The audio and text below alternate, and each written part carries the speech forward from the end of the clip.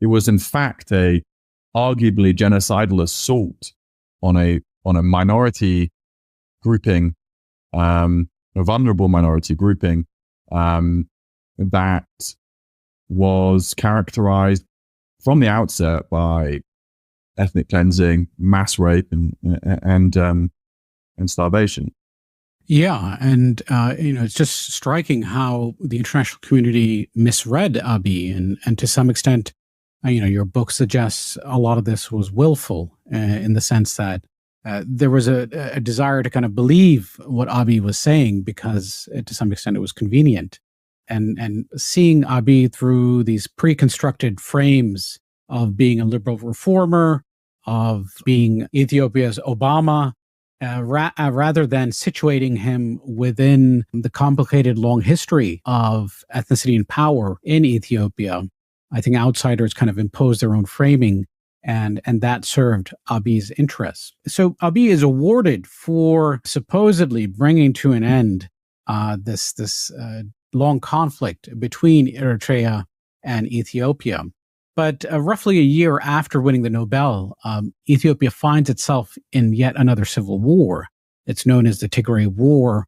And Isaias, the ruler of Eritrea, has a longstanding grievance with the Tigrayans because of the brutal nature of the war that Eritrea and Ethiopia had fought in the 1990s. And then Abiy has this a similar desire for de-Tigrayization, it seems, because they are a pole of power that he feels has framed as a kind of like a deep state to some extent, sabotaging his efforts to make Ethiopia great again. So talk to us about how this war begins in 2020 and how it unfolds, because there are multiple stages. It begins, it starts, it stops, it begins again. And what stands out is how brutal it is. And also how much of that brutality is unrecorded. Yeah, I mean, it's considered to be, or thought to have been, possibly the deadliest war of the 21st century. The numbers dead are not really known, but certainly many hundreds of thousands, possibly a million or more, through bombs, bullets, but also starvation and hunger-related diseases. So it's a terrible conflict. And one of the purposes of my book was to try and shed a bit, kind of convey that to people, to, I think many in the West and America and where I'm from, the UK, do not it doesn't register particularly as one of the great wars of our time, which it absolutely was.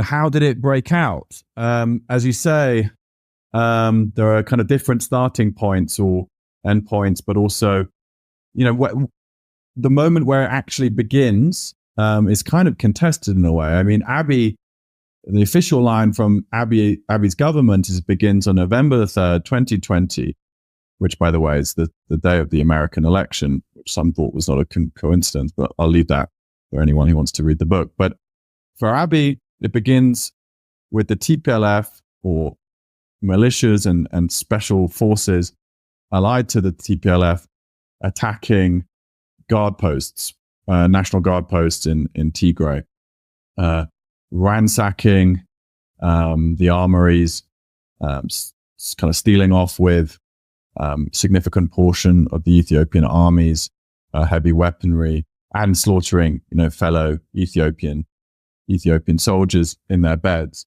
That's not quite right. The reality is the war had in effect already begun. In 2020, Ethiopia delayed the elections it was meant to hold that year, national elections, because of COVID. That could have been something that was manageable, even though that 2020 was the year when parliamentary term expired and there was a constitutional deadline for an election. But, COVID, it's force majeure. There were countries all around the world delaying their elections. Abiy, however, used the pretext of COVID to unilaterally reschedule the elections to a time more of his choosing, in order to maximize his chances of a thumping victory. This causes basically a constitutional crisis, and particularly exacerbates the tensions with the TPLF, who were dead set on holding the elections on time, and in fact catalyzes the confrontation between the Ethiopian central government and Tigray, which by this point was very much acting pretty independently and autonomously of the rest of the country. They held their own elections, regional elections, in September 2020, and this is seen and declared by Abiy's government as a gross violation of the constitutional order. It certainly was provocative. It certainly wasn't, I don't think, a helpful move on part of the TPLF. And it kind of hastened the showdown. After the TPLF won this regional election, both the federal government and the Tigray regional government declared the other to be illegitimate, basically illegitimate leaders squatting in the palace. And this kind of mutual delegitimization, I think, and I argue, is where the war really becomes inevitable. Both sides were arming themselves, preparing for a confrontation. Abiy was reaching out to and coordinating with the Eritreans across the border from Tigray, who were, geared up for participating in any confrontation against the Tigrayans. And Tigray was encircled on all sides. It's a very vulnerable, isolated, landlocked region, and particularly vulnerable to encirclement on all sides. The region was encircled, and I visited it just before the war began. You had this really kind of visceral sense of the kind of fear and anxiety in that region, and the absolute expectation that a war was coming. The region was also being asphyxiated slowly.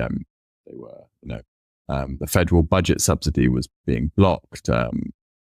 Fiscal transfers, support for farmers, all of this stuff, and the federal government to the region, the federal kind of the basic architecture of the federal state was breaking down. And I think by October 2020, it was very clear that a war was coming, and had in fact all but begun. And then on November the 3rd, 2020, this bit is it really isn't clear the extent to which the Tigrayans fired the first shot and raided the command posts of the Ethiopian army, or had the Ethiopian army already launched its own operations in Tigray in order to remove the TPLF from power. Not entirely clear, but point of the matter is by November the 4th, I remember waking up early that morning to the announcement that Abiy had authorized a military operation and sent in the troops, sent in the fighter jets. Later we learned, sent in the drones, and war had begun. Yeah. And, the Tigrayans may have fired the first shot, but as you make clear in your book, all sides were preparing for war. And yet it seems like in the lead up to the war, the international community was largely ignoring the signals that were plain to see for you as someone who was there on the ground. So I'd like you to talk to us about why that was the case. And what does that say about how, the West, the UN and others approach a conflict in Ethiopia and maybe Africa at large? Yeah, and I'm pretty critical specifically of America. Then it was Trump's administration, which was unsurprisingly missing in action when it comes to Africa policy, but also the embassy in Ethiopia, the US embassy in Ethiopia, which had very much embraced Abiy as their guy. The US ambassador at the time described Abiy as basically a visionary and the most pro-West, pro-America leader we're ever going to get. So they saw him as an ally.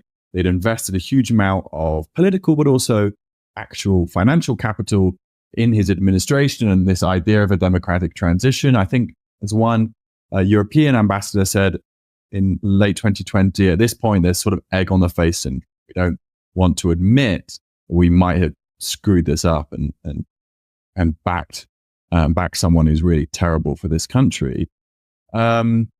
So there was also there was also institutional kind of sloth, lack of coordination between different Western capitals and how to respond in order to to try and head off a violent conflict.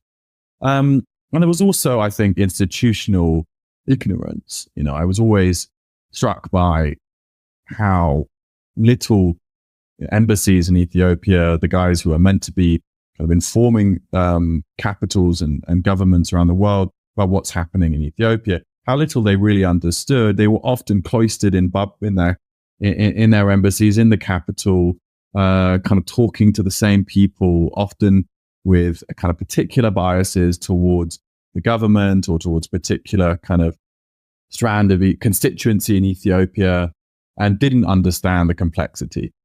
And there was certainly no kind of real willingness to engage with the reality, which was the country was on an incredibly dangerous trajectory, and that the prime minister himself was part of the problem because he saw himself as divinely ordained, but also endorsed by the whole way to the international community, and specifically America and the West, in his kind of path to remake Ethiopia in his own image.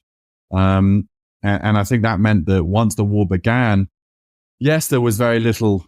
There had been very little kind of preparation from the outside world and how to respond, but also a kind of an unwillingness, even once it had begun and once it was kind of abundantly clear how catastrophic it was and how far away it was from what the government at the time called a kind of, you might recognize this from Russia's invasion of Ukraine, a kind of simple law and order operation. It was in fact a arguably genocidal assault on a minority grouping, a vulnerable minority grouping, that was characterized from the outset by ethnic cleansing, mass rape, and starvation. Right, and so much of this brutality is actually not documented, and in part that is due to the ability of the Ethiopian state to deny outsiders access, including aid workers and the UN and others, access to large parts of the country. And so what's striking about this conflict is the wide range in terms of the estimates of the fatalities. And so some say tens of thousands were killed in the Tigray War. Others say upwards of 600,000. And it's it's quite tragic because nowadays there's so much talk about Africa and how the United States and then the West needs to pivot to Africa and compete with China and Russia. And so whenever there's something strategic going on in terms of infrastructure construction or a naval port call or something like that, there is a kind of a rush in the policy communities in the West to say we need to be part of the mix. But in this dire moment where we have hundreds of thousands of civilians massacred in the most brutal ways, the West and other forces who claim to be proponents of human rights were either engaged in willful ignorance or were very much on the back foot. And I think it shows that, in terms of the so-called rules-based order and the type of norms we have in the international system, Africa is really sort of in a category of its own. And just the amount of bloodletting that is allowed to take place is phenomenal.